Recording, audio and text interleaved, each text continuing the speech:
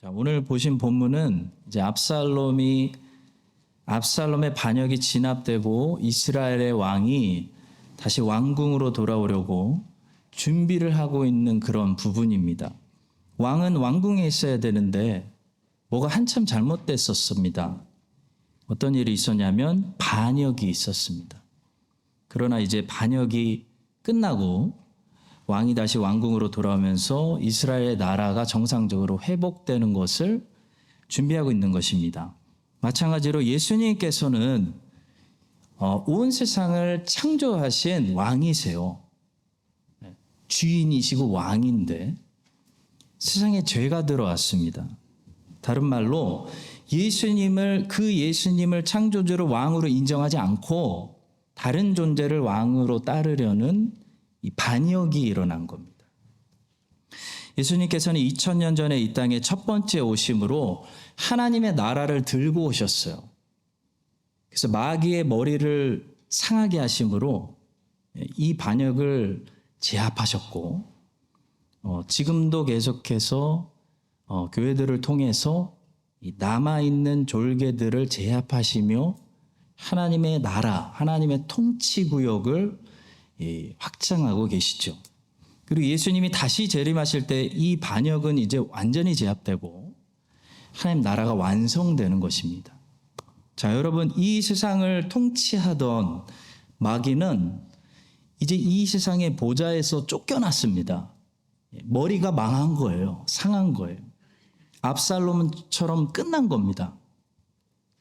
더 이상 공중의 권세를 잡았던 마귀는 이 세상의 보좌에 앉아서 자기 맘대로 통치하고 있지 않습니다.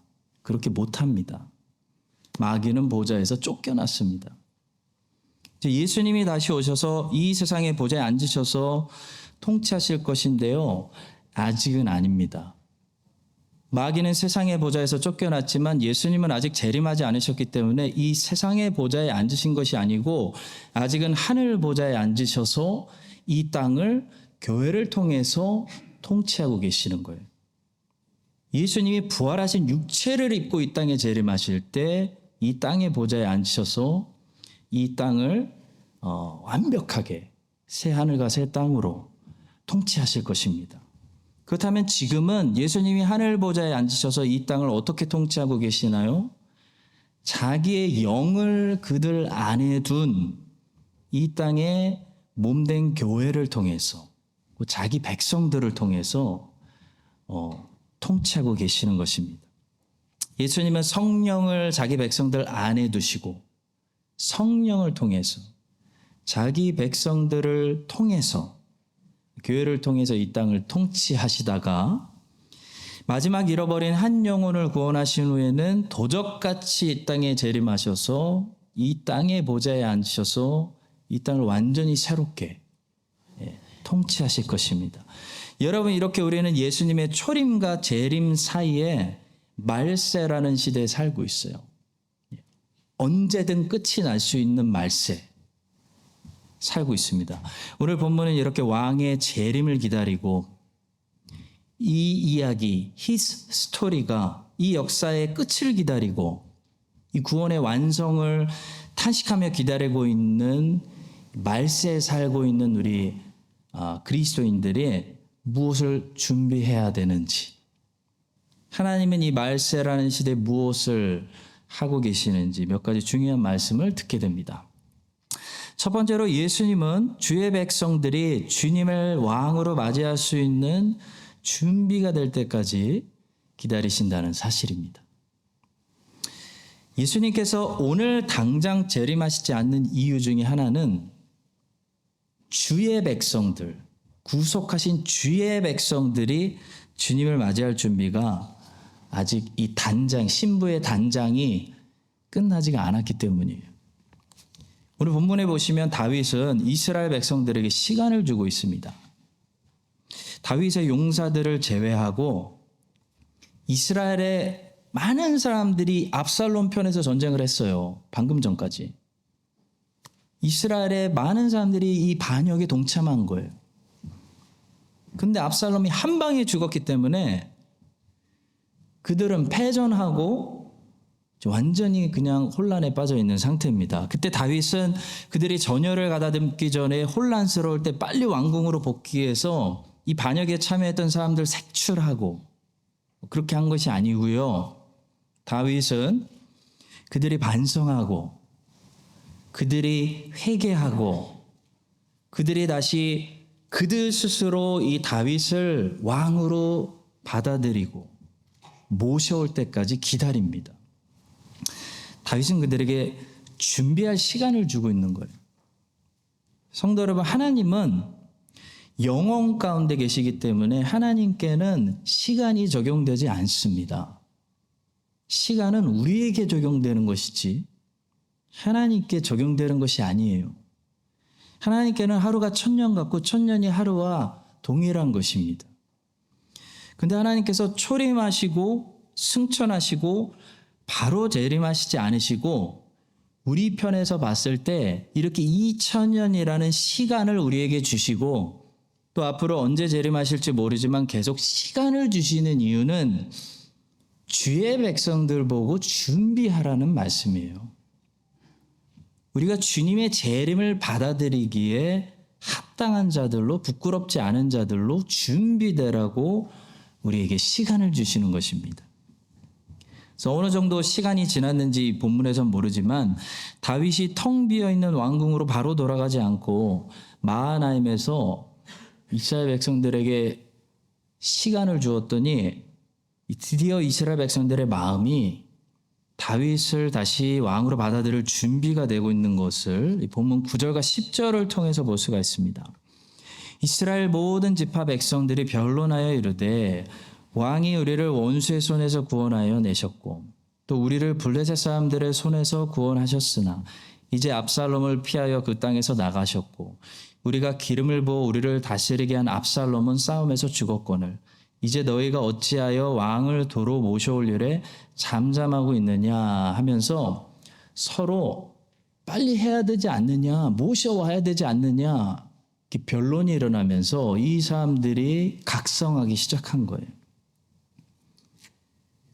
성도 여러분, 오늘 본문에서 중요한 주제는 왕이 그냥 돌아오는 것이 아니고 왕이 준비된 백성들에게 돌아온다. 그것이 중요한 메시지입니다. 여러분 준비되신 것 같아요? 우리는 잘 준비되고 있습니까? 예수님이 나의 왕으로, 우리의 왕으로 내일 오신다면, 내일 성탄절에 기가 막히게 딱 오신다면 그분이 그분의 마음대로 이제 나를 통치하시도록, 나를 다스리시도록 예수님을 왕으로 받아들일 준비가 됐나요, 우리는? 성령께서 우리를, 교회를 이쁜 신부가 결혼식을 준비하듯이 단장시키고 계시는 거예요. 준비시키고 계시는 거예요. 예수님이 근데 만약에 내일 오시지 않았다. 그래서 우리가 다시 여기서 내일 만나서 예배를 드린다. 그러면 그것은 너희들의 왕을 왕으로 맞이할 준비를 더 하라고 우리에게 하루의 시간을 더 주시는 겁니다. 왕은 구걸하지 않습니다. 왕은 부탁하지 않습니다. 왕은 명령합니다. 그래서 왕입니다. 예수님은 왕이십니다. 따라서 예수님은 아무리 자비하셔도 아무리 죄인을 위해 죽으실 수 있어도 그들에게 구걸하진 않으세요. 그들에게 제발 나를 믿어달라고 부탁하거나 강요하실 수 없습니다. 예수님은 자비하시기 때문에 끝까지 문을 두드려 주시고 초대해 주십니다. 또 선지자를 보내세요. 또 복음 전도자를 보내주세요. 그러나 어디까지나 초대이지 강요는 아닙니다. 본문에 보시면 다윗은 이스라엘 백성들이 자기에게 초대장을 보낼 때까지 왕이여 오시옵소서라는 정가를 보낼 때까지 움직이지 않습니다. 14절입니다. 모든 유다 사람들의 마음을 하나같이 기울게 하며 그들이 왕께 정가를 보내어 이르되 당신께서는 모든 부하들과 더불어 돌아오소서. 이스라엘이 다윗을 초대하는 주여 나사렛 예수여 어서 오시옵소서, 마라나타 주님 하는 고백이 있었을 때까지 다윗도 기다렸다는 거예요. 먼저 돌아가지 않아요. 이스라엘 백성들이 다윗을 사모하고 다윗에게 다윗이여 왕이시여 돌아오소서 부탁할 때까지 기다립니다. 다윗이 교만해서 그랬나요? 아니죠. 다윗이 잘나서 그랬나요? 아니죠. 다윗이 왕이기 때문이에요. 왕은 그런 존재예요. 왕은 구걸하거나 부탁하는 사람이 아니기 때문입니다. 왕은 명령하는 사람이고 통치하는 사람입니다. 마찬가지로 성도 여러분, 예수님은 우리의 왕이세요. 마태복음이 강조하는 게 뭐예요? 예수가 왕, He is the King.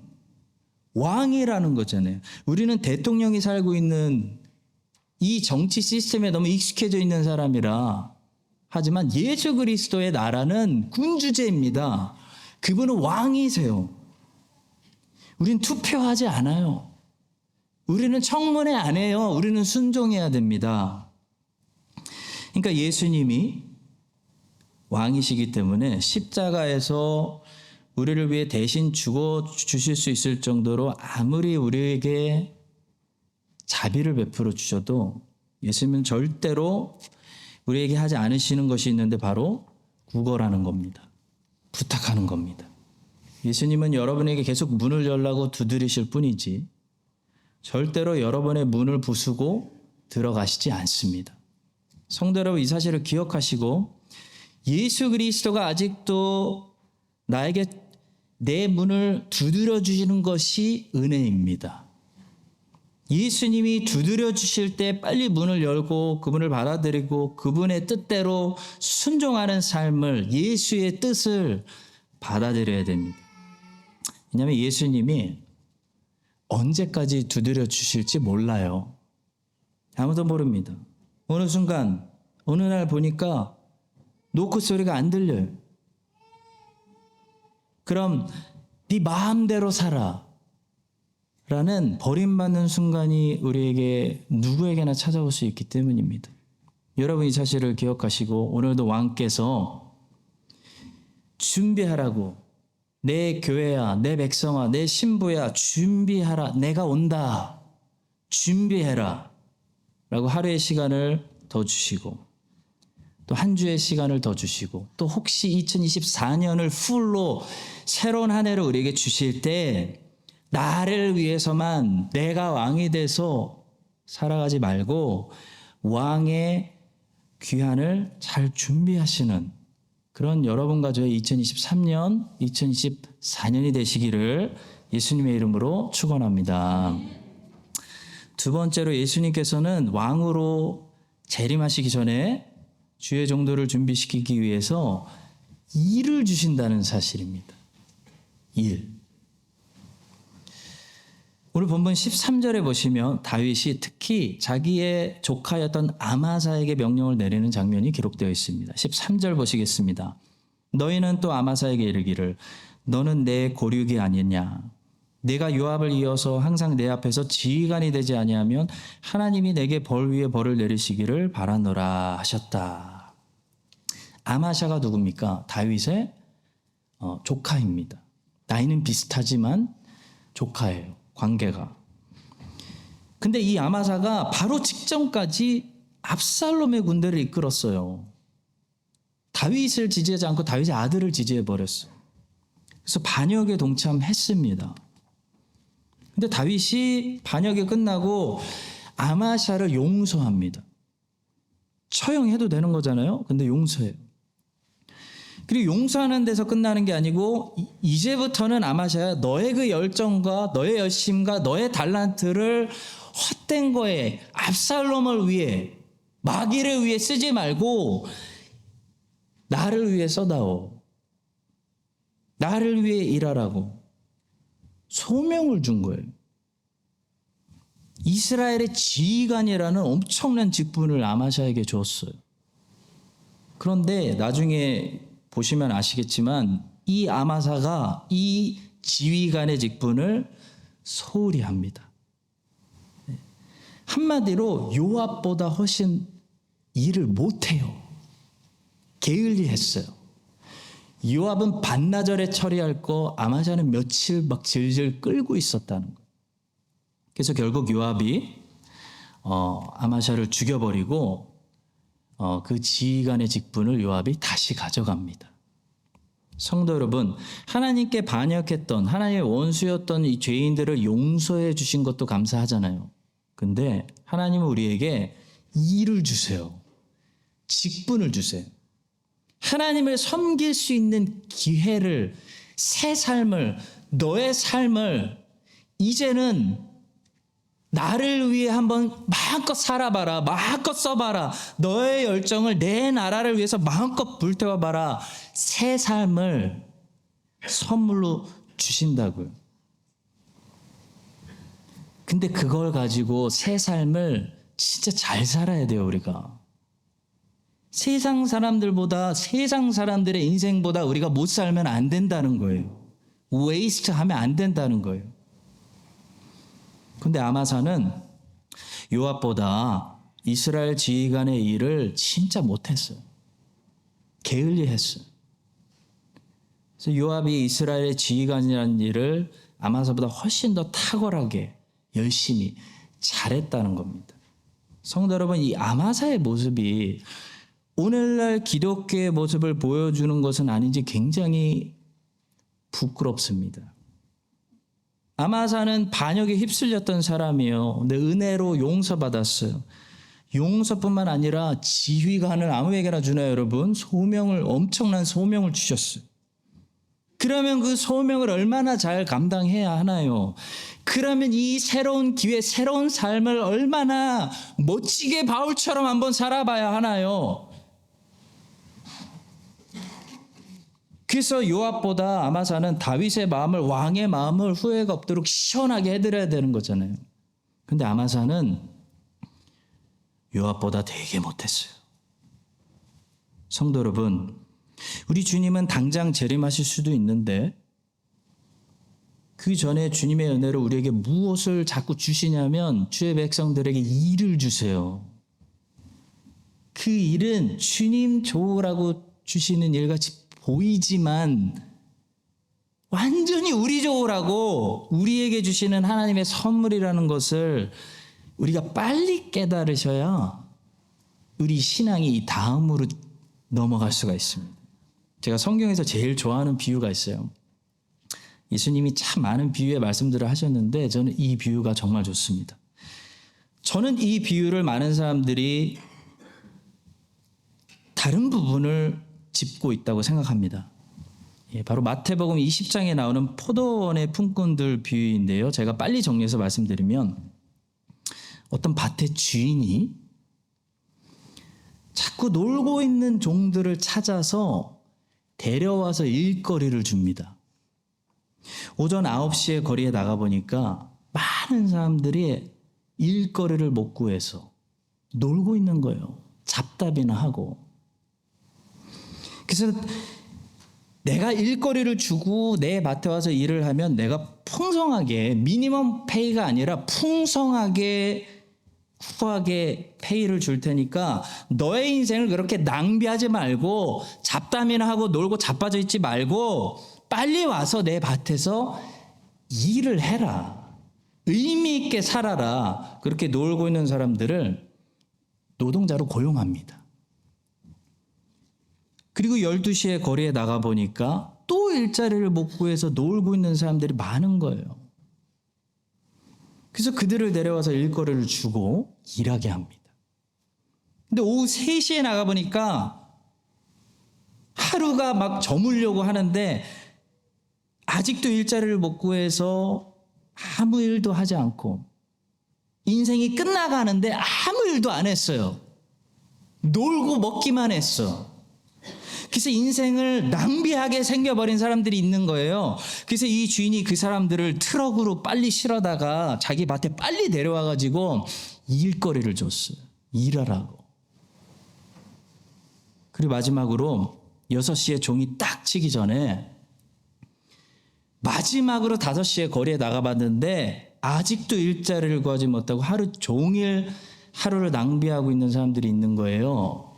그래서 이 주인이 안타까워서 그들을 데리고 와서 1시간이라도 일하면 풀로 일한 거로 쳐주자, 해줄게 하고 일하게 했어요. 그리고 모든 일한 사람들에게 동일하게 인정해 준다는 거예요. 하루에 품삯을 줬다는 거는 너가 풀로 나를 위해서 열심히 노동을 한 하루 일을 마무리한 사람으로 인정해 준다는 거예요. 그래서 페이를 줬어요. 여러분, 이 비유의 초점이 어디 있는지 아셔야 돼요. 이 비유가 말하는 것은 밭의 주인이 무엇을 더 중요하게 생각하는 사람이냐라는 것을 말씀하는 비유입니다. 이 밭의 주인이 지금 밭의 일을 중요하게 생각하고 있는 사람이냐, 밭의 일 마무리하려고 지금 이렇게 난리치는 거냐, 아니면 밭에서 일하고 있는 일꾼들을 중요하게 생각하고 있느냐, 이게 중요합니다. 이 비유를 바르게 해석하는 열쇠가 거기 있습니다. 일이 사람을 위해서 존재하는가, 아니면 사람이 일을 위해서 존재하는가. 그걸 어떻게 해석하시느냐에 따라서 이 비유에 나오는 주인을 우리는 완전히 오해할 수도 있고,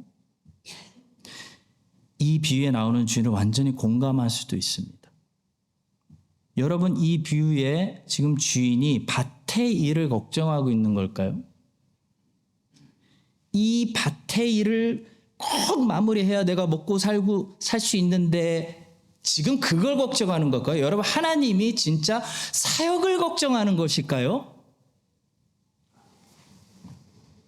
아니면 놀고 있는 이 사람들의 인생을 지금 걱정하고 있는 겁니까? 놀랍게도 비유를 자세히 보시면 이 밭의 주인은 일을 위해서 사람을 고용하고 있는 것이 아니고요, 이 사람들을 위해서 일자리를 창출하고 있는 것이라는 것을 볼 수가 있어요. 이 밭의 주인은 일을 마쳐야 되는데 일꾼 없어서 사람들을 더 찾는 것이 아닙니다. 이 밭의 주인은 놀고 있는 사람들이 불쌍해서 사람들을 더 찾는 것이고, 그들을 고용해 주는 것이고, 그들을 써주는 것이고, 그들에게 이 일의 대가로 페이를 주려고 하는 거예요. 상을 주려고 하는 거예요. 칭찬을 주려고 하는 거예요. 그것이 이 비유의 포인트예요. 성도 여러분, 우리 하나님을 일할 사람이 없어서, 내 나라를 만들어야 되는데 일할 사람이 없어서 맨날 너가 좀 해줘라, 봉사라고 부탁하시는 하나님으로 오해하면 큰일 납니다. 우리 하나님은 천사들에게 복음 전도 맡기셨으면요, 이미 복음은 온 세상에 전도됐어요. 끝났어요. 이미 완성, 구원의 완성, 하나님 나라 완성. 이미 온 세상은 구석구석 복음 다 전해졌습니다. 근데 하나님이 복음 전도의 소명을 천사들에게 맡기지 않으시고 연약한 사람들에게, 제자들에게, 우리에게 맡기셔서 이렇게 오래 걸리더라도, 천사들은 그냥 언어가 확확 될 텐데 우리는 선교를 가도 이 번역을 하고 통역을 하고 가야 되니까, 배를 타고 가야 되니까 어렵게 가가지고 오래 지연되더라도 하나님이 그걸 기다리시고 그걸 참으시고 우리에게 일을 주시는 이유는 하나님을 위해서가 아니라 우리를 위해서인 거예요. 여러분, 이 사실을 깨달으셔야 돼요.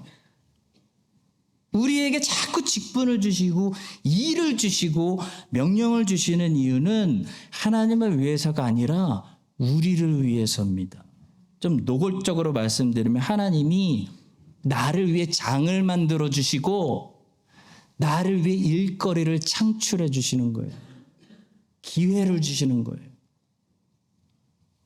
이 일을 이 땅에서 열심히 감당하고 내 밭에 와서 일하고 나중에 면류관을 받으라는 거예요. 그게 아버지 마음이에요.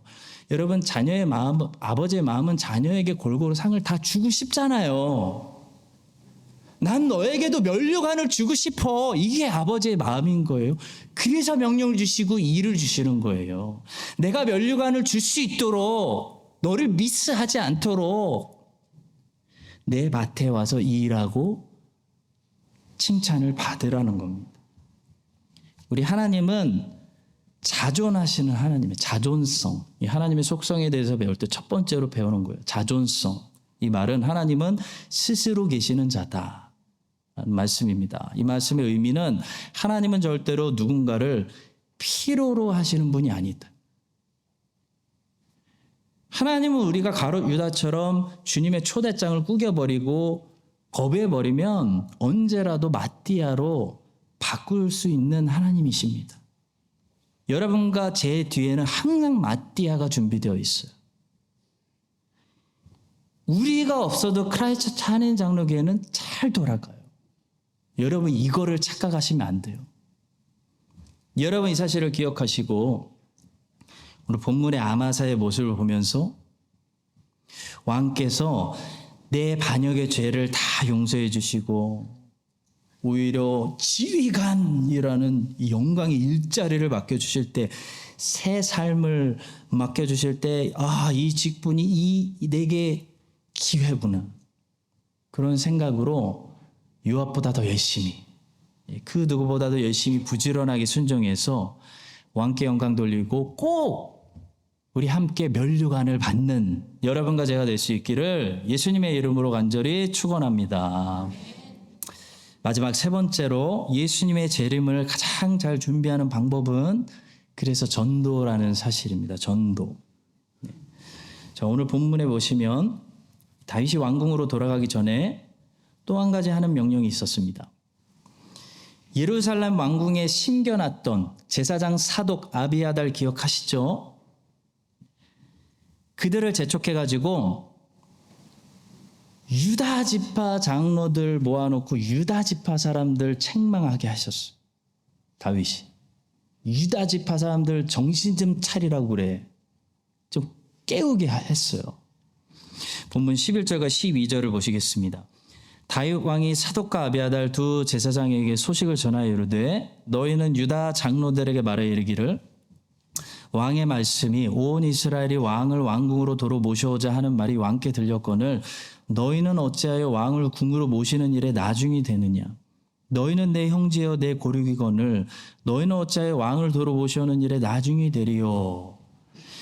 자, 다윗이 그냥 왕궁으로 돌아올 수 있는데 돌아오기 전에 꼭 유다 지파 사람들을 책망하고 깨우는 일을 했어요. 왜냐하면 다른 지파 사람들은 몰라도 유다 지파 사람들은 다윗의 형제들이고 가족이기 때문에 그들이 제일 먼저 이스라엘의 왕을 다시 모셔오는 일에 선두에 서가지고 빨리 오거나이즈하고 다른 지파 사람들 빨리 깨우고 앞장서야 했다는 거예요. 저는 이 부분을 읽으면서 유대인들이 생각났습니다. 정상적으로라면 예수님이 2000년 전에 이 땅에 오셨을 때 모든 이방인들이 예수님을 버리고 멸시하고 유대인의 왕이냐 그러면서 멸시해도 유대인들만큼은 예수님을 웰컴하고 인정하고 받아들여야 되는데 거꾸로 됐어요. 동방박사가 누군가 이방인들이에요. 이방인들이 예배하고 있어요. 아니 이방인들도 예수님 알아보고 인정하고 저분은 하나님의 아들일 수밖에 없어 저런 기적을 행하는데 라고 받아들였는데 정작 언약을 받고 율법을 받고 계시를 받고 약속을 받고 메시아 간다 메시아 간다 계속 말씀을 받았던 유대인들이 앞장서서 예수님 오실 때 예수님을 인정하지 않았다는 겁니다. 여러분 역사의 가장 끔찍한 최악의 모순이 그겁니다.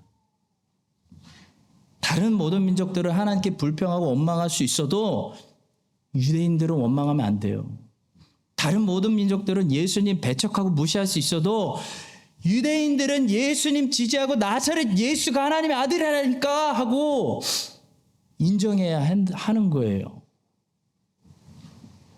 오늘 본문에 나오는 다윗의 상황과 똑같습니다. 다른 모든 지파 사람들은 압살롬에게 붙어서 다윗 마음에 안 들어서 압살롬 지지할 수 있어요. 근데 유다 지파 사람들은 다윗 왕을 왕으로 다시 모셔오는데 앞장서야 하는데 그렇지 않았기 때문에 지금 사독과 아비아다를 보내서 책망하고 있는 거예요. 성도 여러분, 사도 바울은 이방인들에게 보냄을 받은 이방인 사도였지만 이 로마서의 무려 3장, 9장, 10장, 11장에서 유대인 얘기를 합니다. 로마서 9장입니다. 나의 형제, 곧 고륙의 친척을 위하여 내 자신이 저주를 받아 그리스도에게서 끊어질지라도 원하는 바로라. 그들은 이스라엘 사람이라. 로마서 10장입니다. 형제들아, 내 마음에 원하는 바와 하나님께 구하는 바는 이스라엘을 위함이니 곧 그들로 구원을 받게 함이라. 로마서 11장입니다. 그러므로 내가 말하노니 하나님이 자기 백성을 버리셨느냐? 그럴 수 없느니라. 나도 이스라엘이니요 아브라함의 씨에서 난 자요 베냐민 지파라. 사도 바울의 마음에는 이 이스라엘 사람들을 향한 이들을 깨워야 한다는 그런 열정이 있었어요. 사도행전도 마지막에 보시면 이제 바울이 로마에 갔을 때 로마 감옥에 가기 전에 먼저 유대인들의 높은 사람들을 다 초청합니다. 그래가지고 유대인들에게 먼저 자기 상황 다 설명하고 복음을 전하는 그런 모습을 볼 수 있어요. 사실 바울은 항상 유대인의 회당에 먼저 들어갔죠. 유대인들의 회당부터 들어가고 그리고 이방인들에게 복음을 전했습니다. 사도행전 28장 17절입니다. 사흘 후에 바울이 유대인 중 높은 사람들을 청하여 그들이 모인 후에 이르되 여러분 형제들아, 내가 이스라엘 백성이나 우리 조상의 관습을 배척한 일이 없는데 예루살렘에서 로마인의 손에 죄수로 내준 바 되었다. 그리고 복음을 전했어요. 근데 유대인들이 복음 듣고 어떤 반응을 보입니까? 거의 안 믿어요. 아주 몇 사람만 믿었어요. 그러니까 사도행전이 어떤 결론을 내리면서 마무리하고 있습니까? 그런즉 하나님의 이 구원이 이방인에게로 보내어진 줄로 알라. 그들은 그것을 들으리라 하면서 사도행전이 끝나요. 성도 여러분, 오늘 본문에서 왕을 다시 왕궁으로 모셔오는 일에 누구보다도 특별히 열정을 내고 앞장서야 되는 유다 지파 사람들을 강하게 책망하는 이 제사장 사독과 아비아달처럼 또 사도 바울은 이방인들에게 보냄을 받은 사도였지만 그의 인생을 추적해 보면 항상 누구보다도 유대인들을 전도하기 위해서 애를 썼고 그가 그렇게 열심히 이방인들을 전도하고 선교한 것도 사실 유대인들로 하여금 시기시켜서 유대인들로 하여금 마땅히 그들의 메시아로 오신 예수 그리스도를 받아들이게 하기 위함이었습니다. 이는 곧 내 고륙을 아무쪼록 시기케 하여 저희 중에서 얼마를 구원하려 함이라. 바울은 이렇게 선교에 자기의 삶을 바침으로 다시 오실 그리스도의 재림을 준비했습니다. 마찬가지로 여러분과저도 예수님의 재림을 가장 잘 준비할 수 있는 방법은 마땅히 예수님의 재림을 준비해야 되는 사람들을 복음으로 사독과 아비아달처럼 바울처럼 복음으로 말씀으로 전도하고 깨우고 선교하는 삶을 사는 거예요. 그것이 예수님의 재림을 우리가 가장 잘 준비하는 방법이 되는 것입니다. 선교하는 교회. 자, 그런데 마지막으로 복음을 전도하는 선교사로 우리가 살다 보면 무엇 때문에 시험 당하게 되냐면 아무리 열심히 해도 모든 사람들이 다수가 복음을 받아들이는 것이 아니라는 사실 때문에 이 복음 사역자는 항상 절망에 부딪혀요. 낙심하게 됩니다. 그때 우리 선교하는 교회, 복음 전도자들은, 우리 사역자들은 우리가 왜 복음을 전도하는지, 어떤 동기로 자세로 복음을 전도해야 되는지 이 사실을 여러분 꼭 잊지 말아야 우리가 이걸 계속할 수가 있어요. 마지막으로 요셉의 예를 통해서 말씀드리자면 그것이 무엇인지, 요셉이 하나님이 주신 계시, 꿈을 받고 그 꿈을 선포하고 설교하고 나눌 때 요셉의 동기는 이 형들이, 이 사람들이 그것을 잘 들어주겠지를 기대하는 것이 아니었어요. 요셉은 하나님이 주신 하나님의 비전, 앞으로 역사를 이렇게 이끌어 나가시겠다는 하나님의 계획을 꿈으로 바꿔서, 그 계시를 바꿔서 그것을 나눌 때 형들이 이거를 들으면 좋아하겠지라는 기대 때문에 나눈 게 아니라고요. 아버지 야곱에게 이 얘기해주면 아버지가 나 칭찬해 주겠지, 그 기대하고 나눈 게 아니라고요. 요셉이 그 정도 눈치 없는 바보는 아니었을 것입니다. 이 꿈 얘기하기를 하면 하나님이 주신 비전과 그분의 계획을 내가 밝히면 나는 이 가정에서 이제 죽었다. 분명히 형들이 이제 나를 미워하고 시기하고 아버지에게도 건방지다고 꾸중받을 게 분명하다는 거 요셉이 알고 있었다는 거죠. 그런데도 불구하고 요셉이 하나님이 주신 비전, 하나님이 요셉에게만 밝히신, 계시하신 그 하나님의 계획을 요셉이 굳이 밝혀야 했던 이유를 하용조 목사님이 이렇게 설명하십니다. 하나님의 꿈은 말하지 않으면 견딜 수 없다는 것입니다.